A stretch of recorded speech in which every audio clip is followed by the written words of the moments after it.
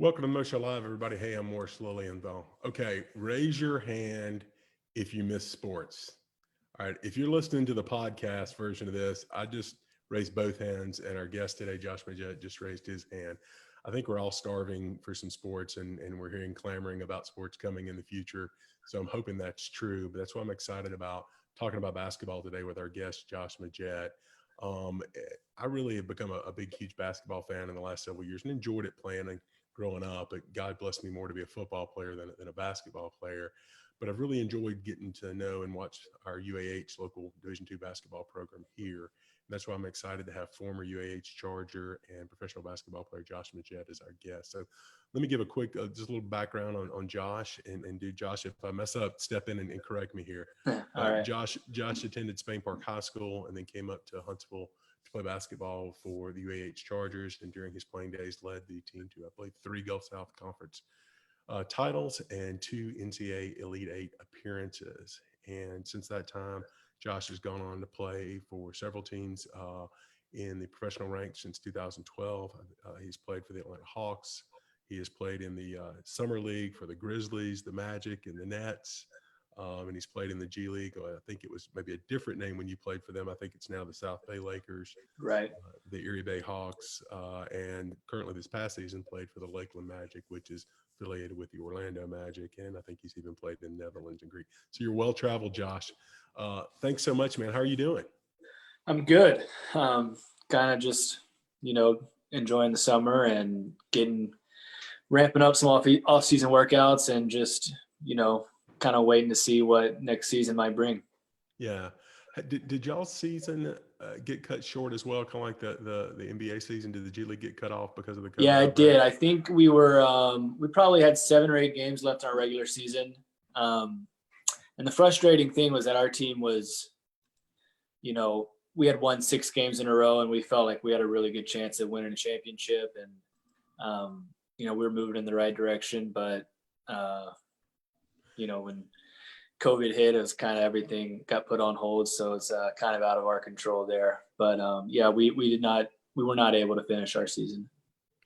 Well, I know that's frustrating, and I want to get into how good of a season you were having here in a few minutes. I know you were honored with making the All-Star team for the G League this year. So I know even more especially for you on a personal level and as a team level, having a good season and ending right there with a strong note, not being able to finish it off. I'm sure that's extremely frustrating. And I know I've spoken with a lot of players who play in smaller level ball in college and in high school for baseball and basketball. It's been real frustrating for a lot of athletes out there. Absolutely.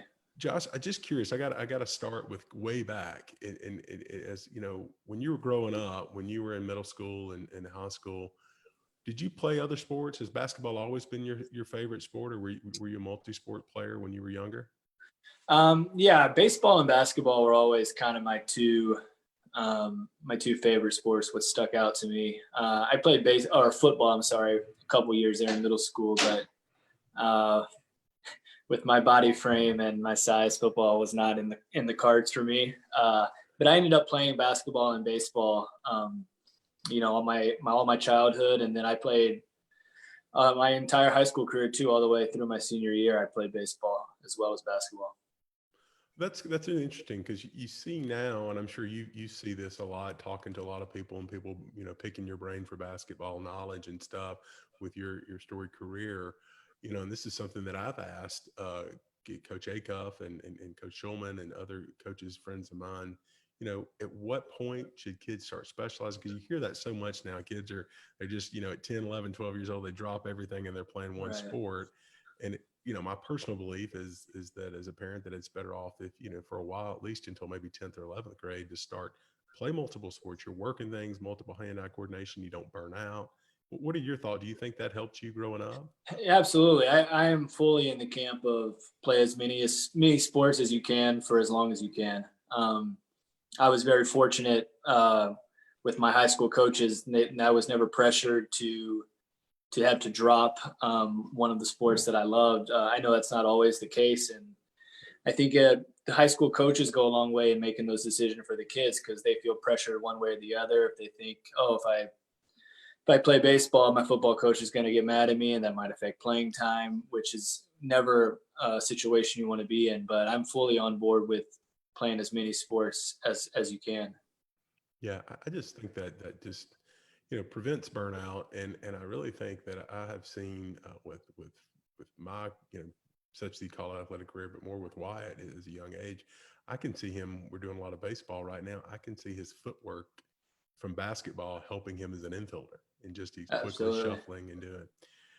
Josh, I know we talked at the beginning of the show about the success that you and your teammates had at UAH. Did there come a time when you were playing here in Huntsville at UAH that you really had a belief that a professional career was out there? Was there something, or was that always in the pipeline for you? Is that just as a kid you always dreamed that?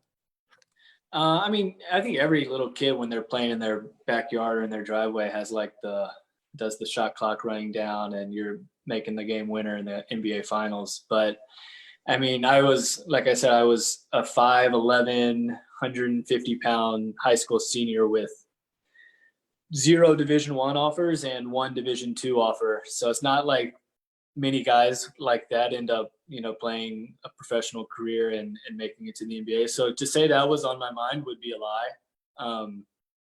But I was able to have a very good freshman year at UAH, and then I had a solid sophomore year. And then I think after my junior year, I had a really good season, and our team was really successful, which I think opened a lot of people's eyes. We went to the Elite Eight and hosted the regional here at UAH. I think after that summer, I kind of like sat back and evaluated of where I could go and what kind of options would be available for me after my senior year. Yeah. And I'm sure the transition from Spain Park to UAH was a pretty big transition, but I've got to imagine the transition from going to, even though a top 20 perennial top 25 D2 program, but going from D2 to playing in the summer leagues in the NBA was a huge transition. Yeah. Now my head was kind of turning in circles that entire summer with everything that was going on. Just having some pre-draft workouts with some high Division I guys, and then being a part of like the summer league with the Grizzlies and their training camp was just like, these are guys I've been watching on TV my entire life, and now I'm, standing next to them competing for a spot.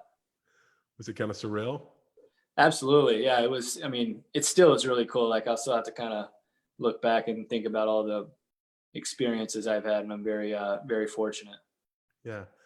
What part of your game do you think when you first started trying to break into professional basketball was the part that you thought was that needed the most work to try to keep up and to get some playing time? I would say defensively. I still am not known for my defensive prowess, but I think I hold my own now. I might not look it, but I have gotten a lot stronger since my my college days, and my body has gotten better, and I'm not a negative on defense. I can still hold my own, and I'm a good team defender. I know where to be and when to be there. So that goes a long way to make up for my maybe individual deficiencies. Yeah. Well, and I know that's a lot. And being a smaller player, especially on the professional NBA and NBA G League level, that's tougher. Assuming trying to body up with your playing, I guess, guard and defending other guards who are probably 5-6 inches taller than you, right? Yeah. And a lot faster, and they're a lot stronger a lot of the time. So film work and knowing what guys like to do and where they want to go goes a long way. And, I just try to use my IQ to my advantage. Right. And I know you kind of known, I think this year you led the whole G League in assist, and that's kind of at least one of the focal points of your game. How do you practice that? I'm just curious. I mean, you see a lot of great passers in time, from Magic Johnson to John Stockton and all the phenomenal passers that we kind of know traditional from NBA. How is that? Is that something that you do with sets and knowing where your teammates are going to be and running drills and that kind of thing? Does that work, Josh? Yeah, that's a good question. I think even going back to my UAH days, Coach Acuff was a big proponent of, in the summers, just play a lot of pickup, and in the summers get a lot of pick and roll reps, and just different scenarios of where guys are going to be on pick and roll if you pick the ball up early, whereas the open pass might be if you pick the ball up late or if you try to score yourself. I think just getting in as many reps as possible and live action is hard to replicate. So being able to play 5-on-5 really helps you out for when the live bullets start flying. Yeah. Well, and I think you brought up a really interesting point that I hadn't thought about, but having gotten to watch Coach Jacobs' teams over the years and going up to Lipscomb and watching them play this past year, he runs that Princeton style offense where you guys are back cutting and doing a lot of passing to find the open guy, to find that easier bucket or the open shot at the 3-point. Is that something that probably helped you? I'm assuming you were doing a lot of passing, and I think you were the all-time leader and assist at UAH, and I guess you kind of honed those skills there. Oh, 100%. And it's such a different offense and a little more advanced than some of the offenses run at the college level. You don't really know what you're doing your first year. So like I'm kind of learning while playing that first year, but then the last 3 years is when I really felt a comfort level inside the offense and was able to manipulate it into getting into spots that I felt comfortable in and the places where I thought we could be successful and where I could make plays.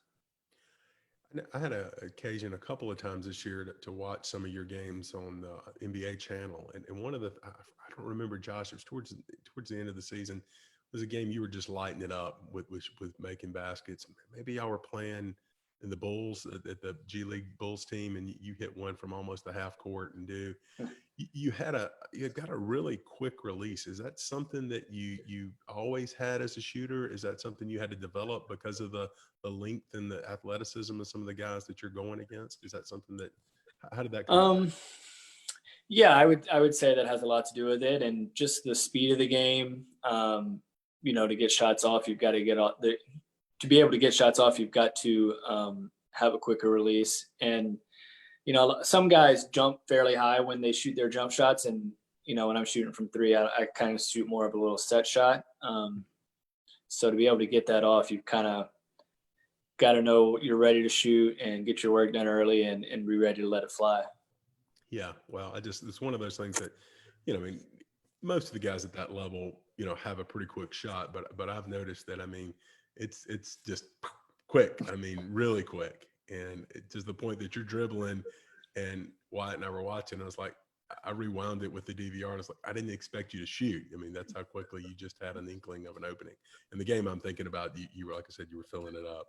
But folks, if you're just joining us in this Mo Show Live, we're speaking with NBA G League All-Star Josh Magette, who played for the Lakeland Magic this past season and former UAH Charger. Josh, I got to ask you about the October 18th, 2017, if I'm not mistaken. I think that was your first NBA game for the Atlanta Hawks. Can you tell us about that experience? And I'm sure after it's like 5 years of grinding and trying to make it, to have that dream come true.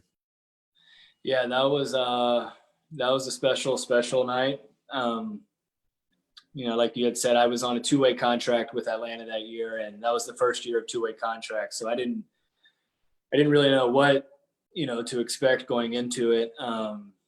And they told me a couple days before the first game that I would be dressing out and active. And, I was ecstatic just to be dressing out for an NBA game, to be one of the 13 guys in uniform. And then one of the assistants came to me and was like, Coach Bud, he's going to put you in tonight.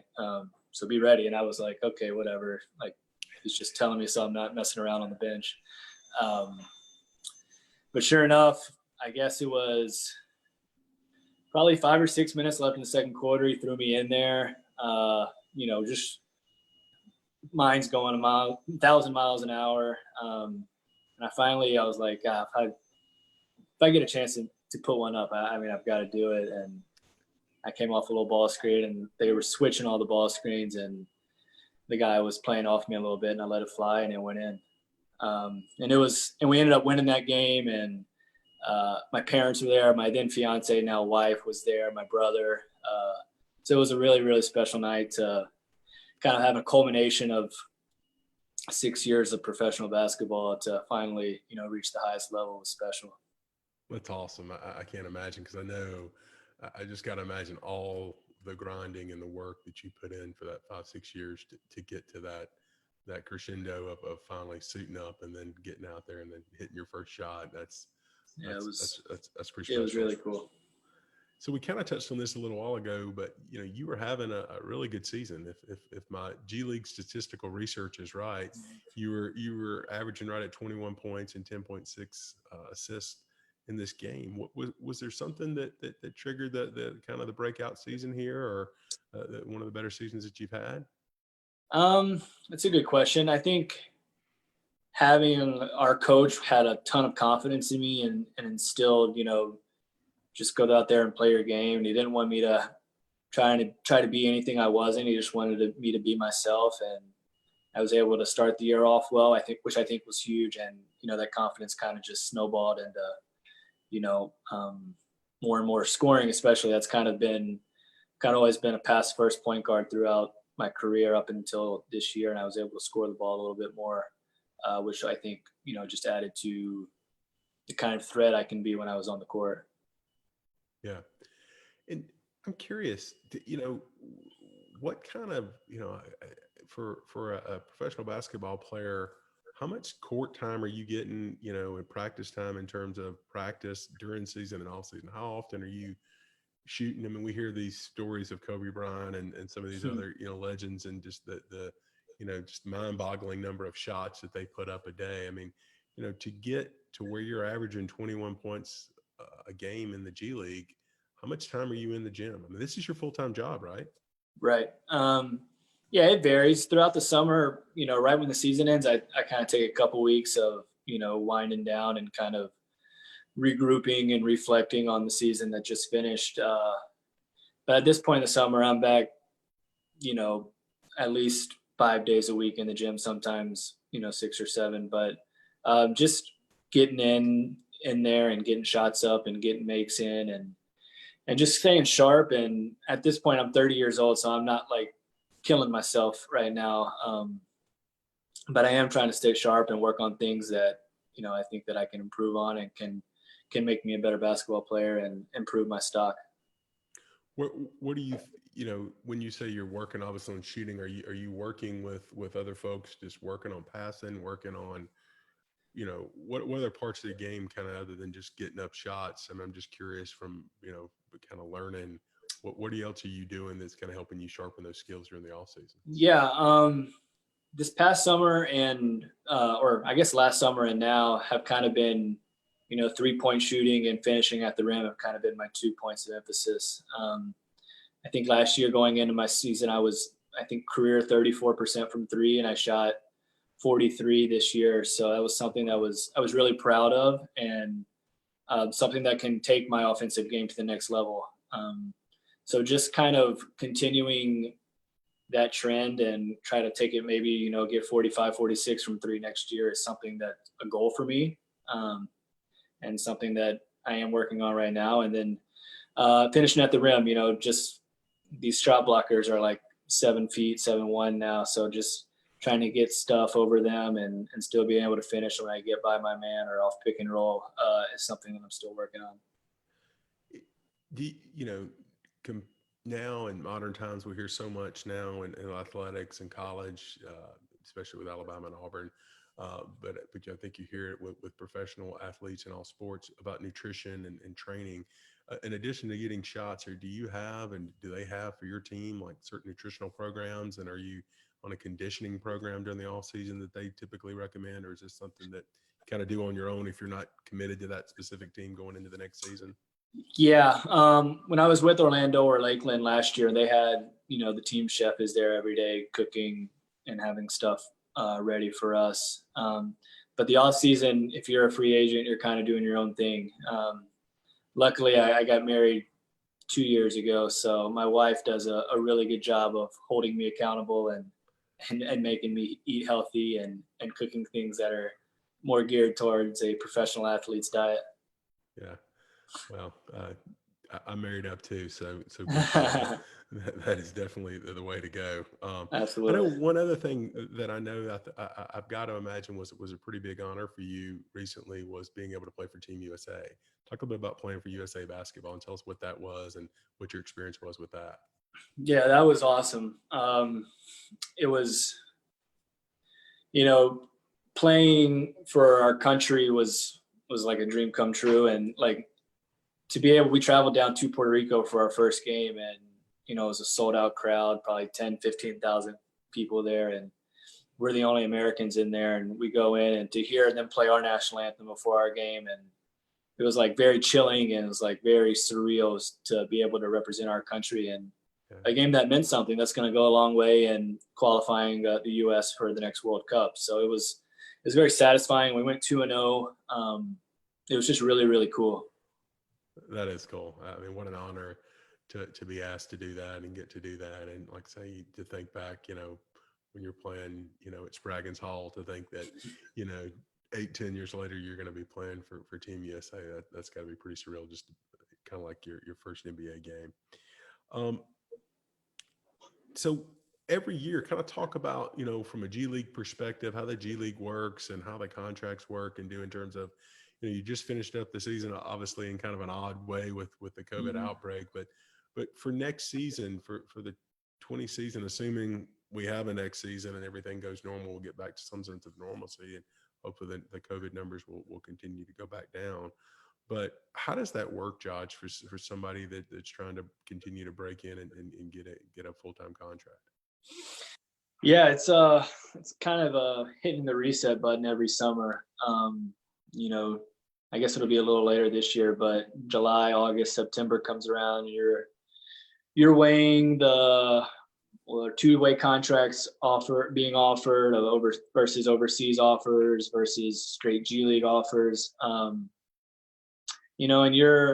my first few years, I thought I was still, my third year, I guess I was in the G League, and I had some good overseas offers, and I felt like I was right there for getting my call up. And so I turned him down, and then I did a whole another year of the G League.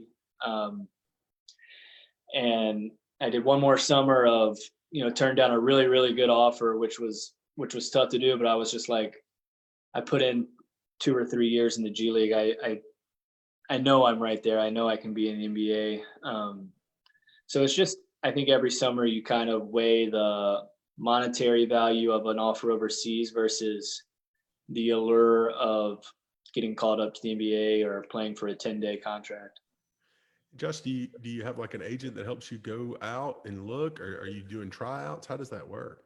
Yeah, I have an agent, Chris Patrick with Sports Law Group. Been very, very good to me. That he comes to me with offers or teams that might be interested, and he's kind of the connection there.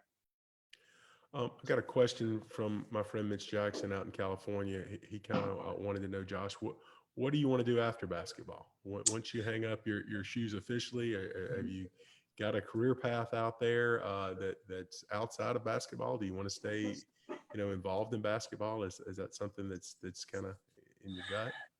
That's a good question. It's a popular question that I talk with my wife about all the time. I was a finance major in school at UAH. I graduated in finance, so that avenue has always really interested me. But the more and more I play basketball and the longer my career goes, I don't know if I would be able to, be in a job that is not around the game. It is my life.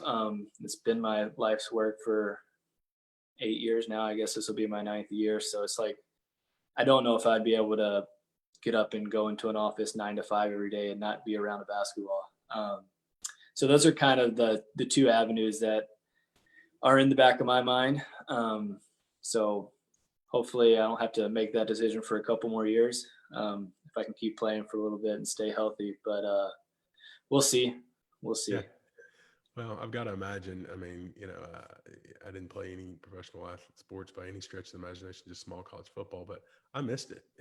But most of the guys that I played football with in college have gone on to coaching careers. A lot of the guys that I play with, and I know some of the guys that you played with and some of the guys that I've gotten to know at UAH are somehow involved with basketball still in some way. You got to scratch that itch somehow. Absolutely. And as much as you've been involved and it's just embedded in you, then that's it. Yeah, another question from a friend of mine in the DC, Virginia area, Jody Miner was asking us, a lot of kids have childhood dreams of being a professional athlete. At what age or when did you realize that you had a shot at being a professional athlete? I think we kind of talked about that earlier. I think it was kind of maybe midstream through your career at UAH, maybe after that second or third year, you kind of figured out that you had a potential to continue to play on as you developed. Right. Yeah. All right. So I've got one last, question for you. And this comes from Wyatt. I told Wyatt that he got to ask Josh Magette one question. And he said, who was your favorite player growing up? When you were Wyatt's age, when you were 10 years old, who were you idolizing? Who did Josh Magette want to be? 10 years old, I was all Steve Nash. That was I guess I was probably 10 years old when the first 7 seconds or less teams were together. And Steve Nash was winning MVPs. And then as I got into high school, I loved Rajon Rondo with the Celtics. And then kind of into college, I was a big Chris Paul fan. So that was kind of my progression. This triggered a question for me, is that who have you gotten a chance to play with? Maybe it's in a game or a scrimmage or the G League that was probably the one that you were just kind of most shocked that it was just, oh my gosh, I cannot believe I'm out here balling or getting to talk basketball with X. This past year when I was with Orlando, we played against Phoenix, and I loved Ricky Rubio when he was coming through Spain. And I got to match up with him for several possessions. So that was really, really cool. I was always a big fan of how he played the game and how he saw things. So that was a lot of fun. That's awesome.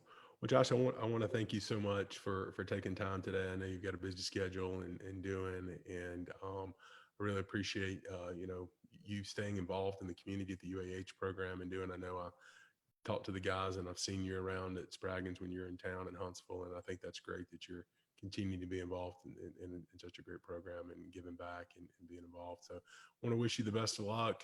Stay healthy. Keep working on that jump shot and keep working on those moves to the goal. And folks, thank you for tuning in, and we'll talk to you on the next Mo Show Live. Appreciate it. Thanks, Josh.